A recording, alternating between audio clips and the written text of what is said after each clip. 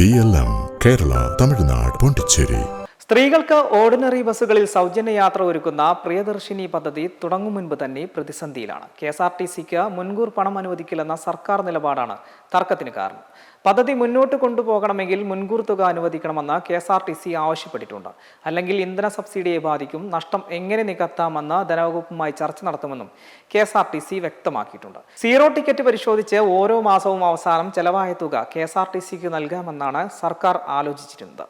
എന്നാൽ അത് കോർപ്പറേഷനെ ബാധിക്കും. 45 ദിവസത്തെ ക്രെഡിറ്റ് വ്യവസ്ഥയിൽ 3 രൂപ 10 പൈസ കുറച്ചാണ് ഇന്ധന കമ്പനികൾ KSRTCക്ക് ഇന്ധനം നൽകുന്നത്.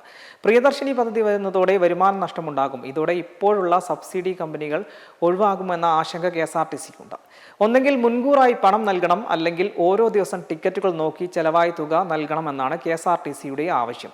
ഈ കാര്യത്തിൽ ഒരു അന്തിമ തീരുമാനത്തിലേക്ക് സർക്കാർ പോയിട്ടില്ല. കൂടുതൽ ചർച്ച നടക്കുമെന്നാണ് അറിയിച്ചിട്ടുള്ളത്. അതേസമയം പ്രിയദർശിനി ഉദ്ഘാടന യാത്രയിൽ മുഖ്യമന്ത്രിയും പങ്കെടുക്കും. തിങ്കളാഴ്ച തമ്പാനൂർ മുതൽ സെക്രട്ടേറിയറ്റ് വരെ VD സതീശൻ സഞ്ചരിക്കും. തമ്പാനൂർ മുതൽ പെരുമാതുറ വരെയാണ് ഉദ്ഘാടന യാത്ര.